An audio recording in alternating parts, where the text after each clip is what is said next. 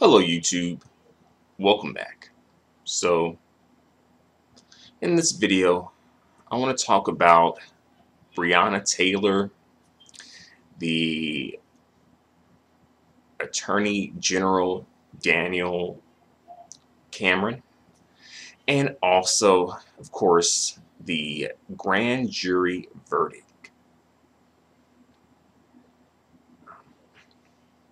And I'll start off with saying that condolences and prayers for Breonna Taylor's family. Definitely I just want to put that out there.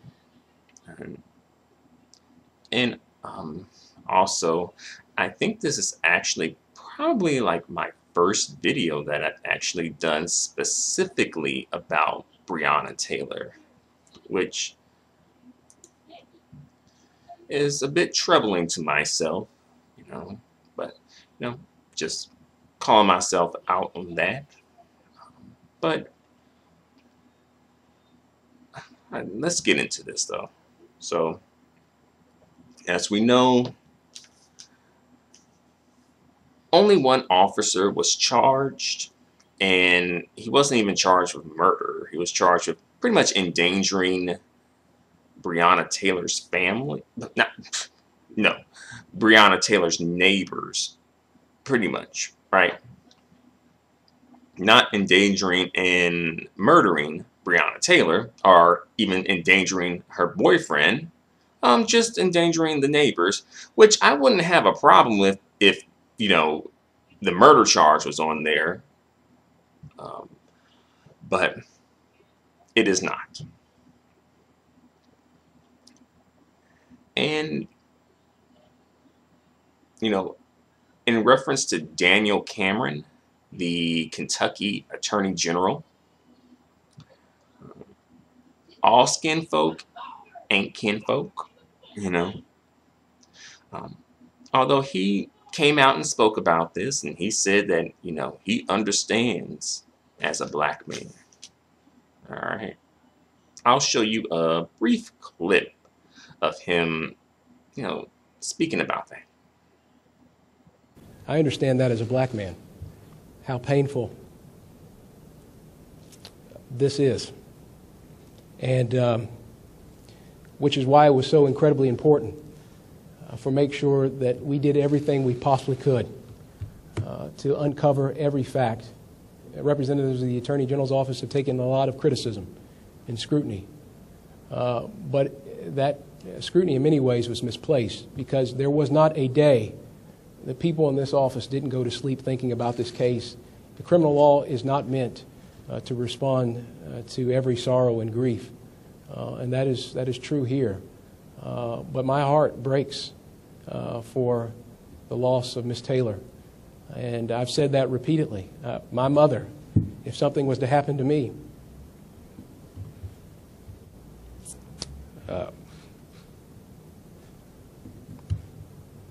would find it very hard. And I've seen that pain on Miss Palmer's face. So you guys saw the clip. So what do you guys think about that? What's your opinion?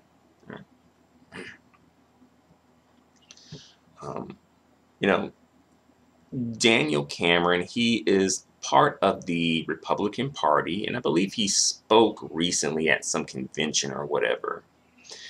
And he's also in an interracial marriage as well. I think he's engaged to someone's daughter who's kind of important. Good for him. And I just bring up those things to say that um, perhaps those are like, warning signs. Because a lot of people were bringing that up, before, the grand jury's verdict happened, and also him seeming hesitant to even charge the police with anything, seemingly. And, people were bringing that up, right? And the thing is, with me personally,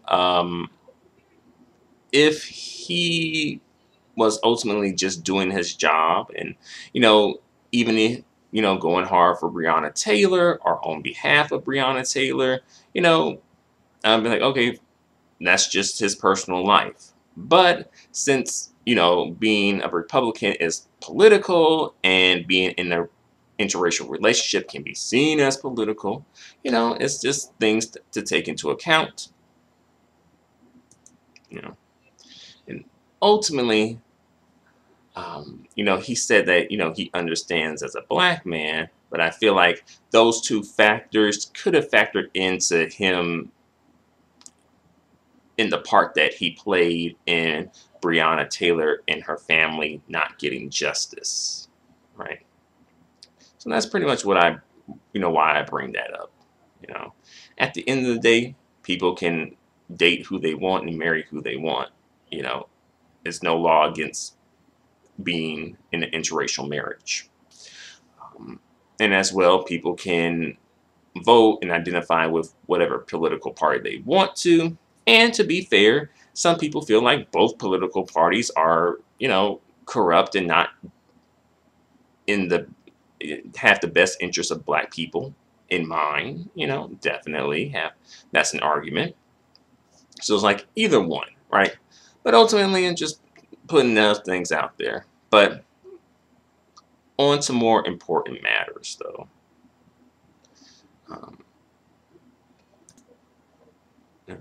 More importantly, like, what's the point of having black public officials, or even just public officials who claim to be on black people's side, but in this case, black public officials definitely. So what's the point of having them if they can't get justice for black people? Because I don't think justice is asking too much, just to be delivered fairness and justice in general, of course, but especially in this situation with Breonna Taylor, So for me, it's like, if you can't even deliver justice, and what else, and that's doesn't cost anything, it's not monetary, So like, if you can't deliver justice, then what can you deliver,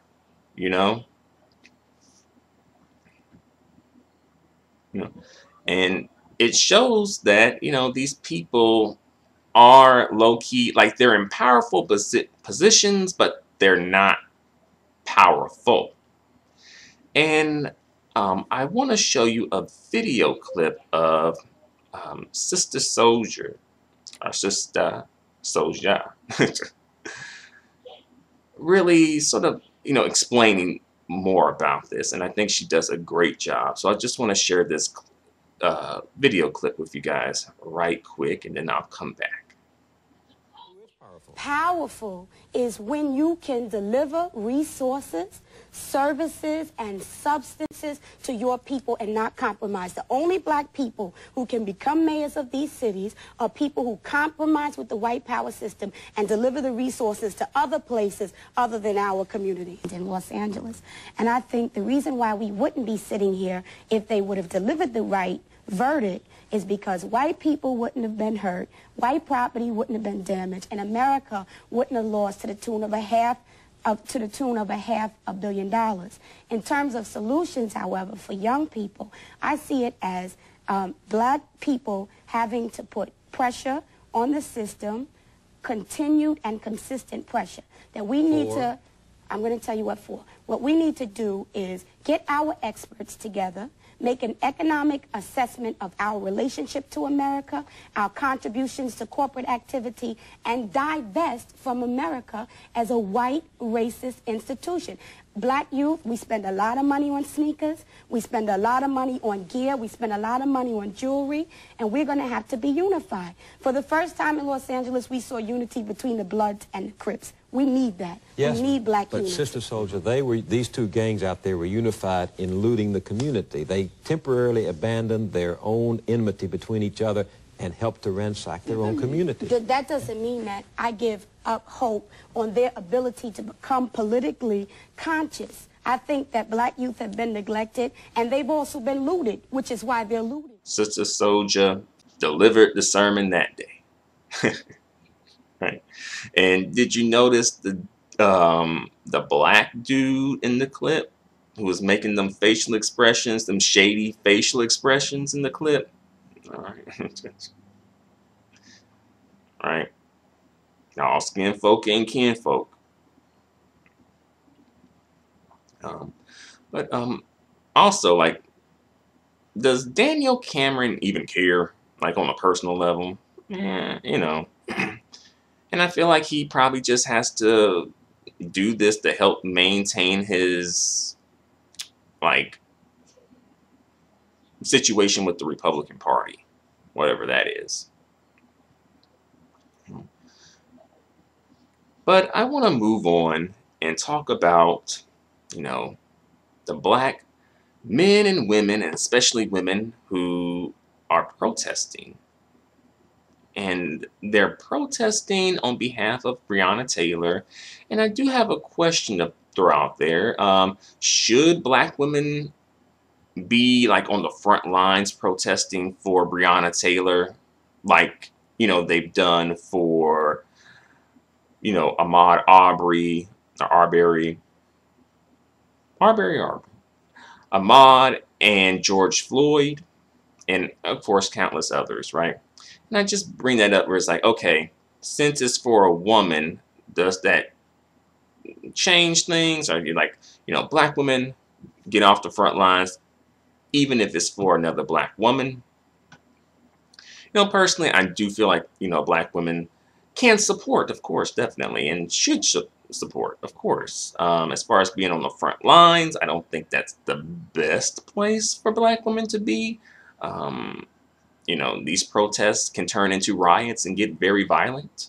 You know, we've seen that happen many times before, and many people have gotten hurt and even lost their lives.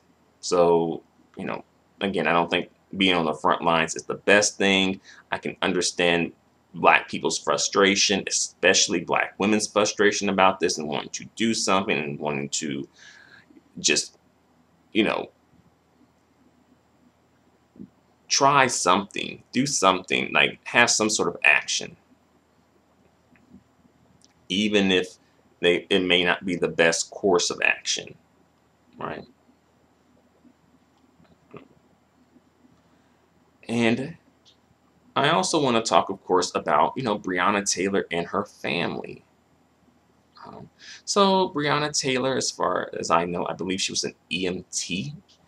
And she seems to be probably the more, quote unquote, respectable victim of police brutality, at least of recent, right?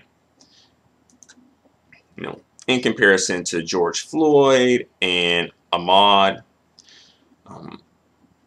You know, I'm not sure about Ahmaud's history. You know, I'm sure, you know, I'm more familiar with George Floyd's history, though. But, you know, Breonna seems to be a bit more, I guess, quote unquote, respectable, right?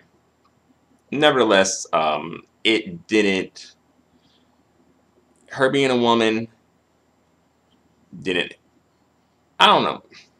What I'm trying to say is the respectability, ultimately, it didn't help, or it wasn't enough, at least, to lead to the grand jury having a different verdict in favor of her, right? And I don't bring that up to say, like, oh, you know, respectability politics. I'm just, you know, bringing that up just to put that out there, you know, and just have that as something to think about.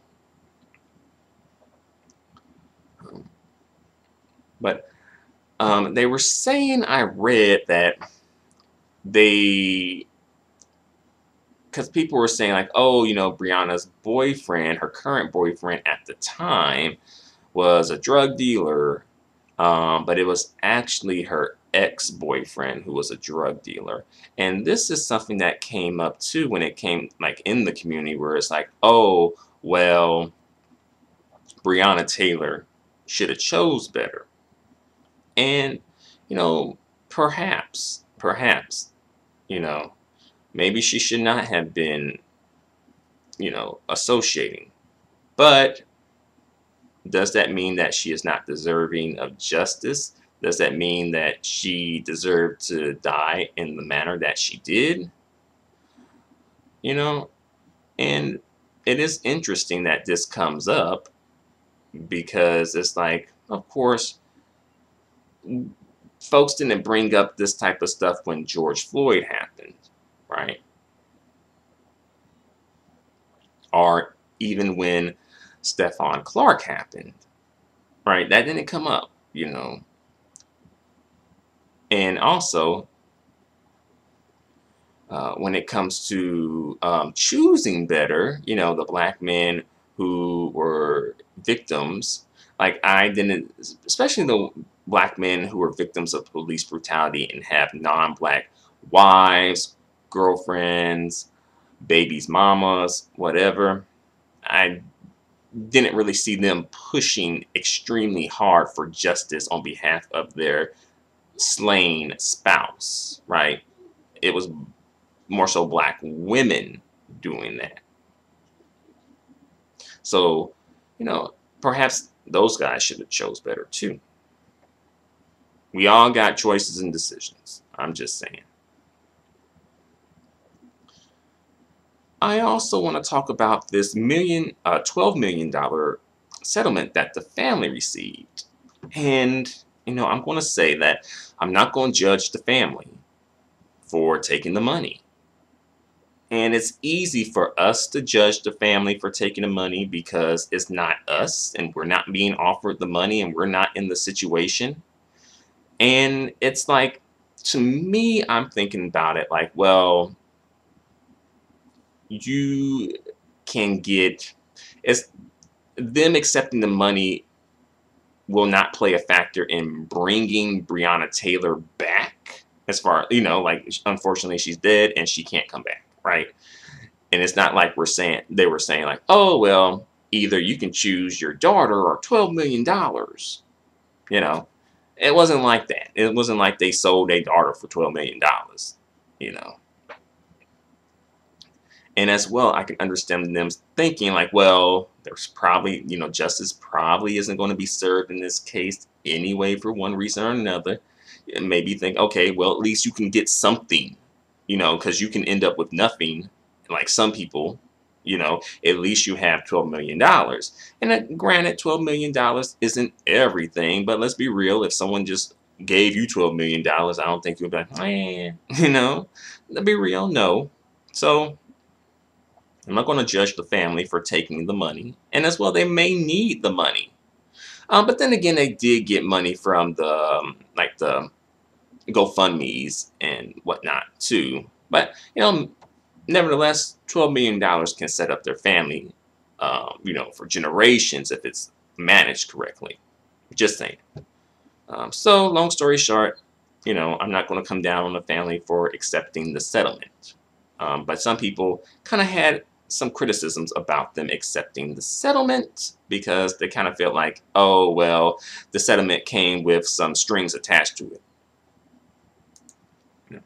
And perhaps it did. I don't know the details exactly. I don't know if them taking the settlement would mean that they can't pursue charges. Perhaps that I'm thinking something like that is a part of it, but I'm not sure. I mean, and as well, like, the settlement isn't everything, of course, and money isn't everything, but it's important, you know. But the money, the $12 million, it ultimately comes from taxpayers, though. It's not like those police officers, it's not like it's coming from them specifically.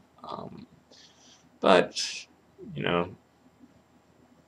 that's what they felt they wanted to do, and I will respect that.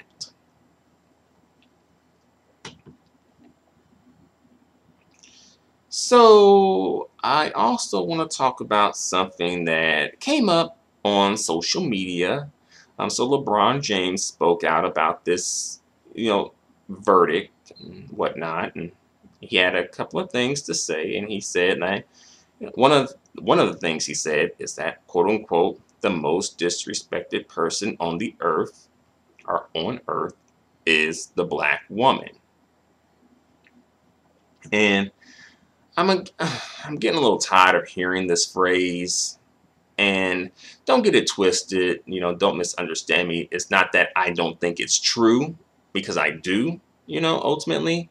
But the thing is, I just hear this phrase thrown around so much, and it's like, okay, we have established that, you know, not being shady, but we have that has been established. Now it's like, hell, like that was established back when Malcolm X said it, when he did it, right? And that was like in the 60s. We're in 2020. What we gonna do? Like, what's the next step? Okay, we've established this. Like y'all years, decades behind. you know. So what is the next step? And he also, LeBron James also goes on to say that, quote unquote, I promise I'll do my best to change this as much as I can and even more. And he also says something about, his queens. He didn't say black queens, but I was assuming he was referencing black women as being queens. Right. And I'll say to the black women out there, don't get fooled off of crumbs. As I said this a couple of times before, don't get fooled off of crumbs. I know this is some nice talk. It is some nice talk. It's some very pretty words. All right. But it can't just be pretty words. It has to be some actions behind the pretty words too. So before you go and throw a black cane parade for LeBron James, wait a minute. Wait it out. Low-key throwing a parade for something to an extent that he is supposed to do as a black man anyway. All right. Again, just wait a minute and feel out the situation and see where it's going. All right. Not saying that LeBron James isn't sincerely upset and whatnot, but after a while, things blow over and things go back to normal, right? Go back to the status quo. So let's just see, right? Wait and see. That's all I'm saying. And another thing I want to talk about, since we're on, black women being, disrespected, I'll make a comparison right quick between Breonna Taylor and Megan Thee Stallion.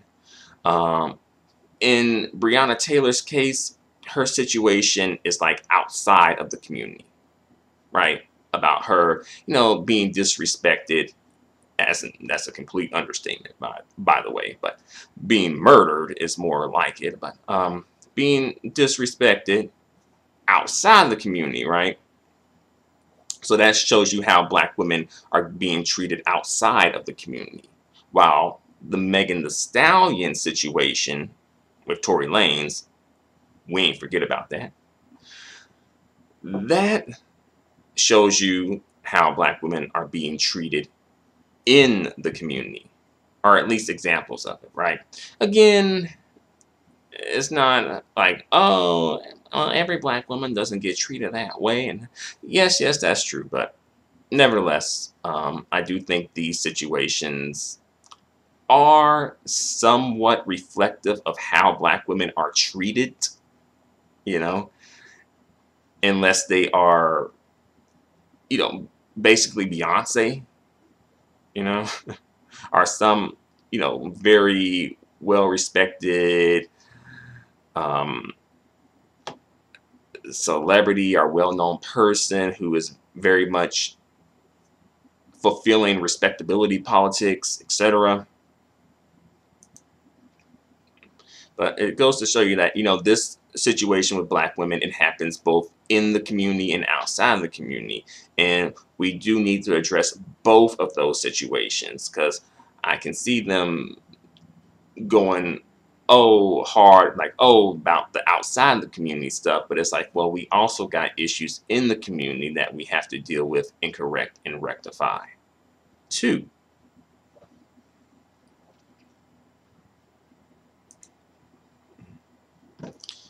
But I think that's pretty much all I have to say for the moment, at least. And I just wanted to come through and just share my thoughts and opinions about this situation, and get you guys' thoughts and opinions about this as well. What do you guys think about this? What do you think about Breonna Taylor and her family? Breonna Taylor and her boyfriend or ex-boyfriends as well, or her current boyfriend and ex-boyfriend. What do you think about the Kentucky Attorney General, Daniel Cameron? I keep on wanting to call him Daniel Craig. But, what do you think about the verdict, or the grand jury verdict? Let me know in the comments section. Until the next video, adios and goodbye for now.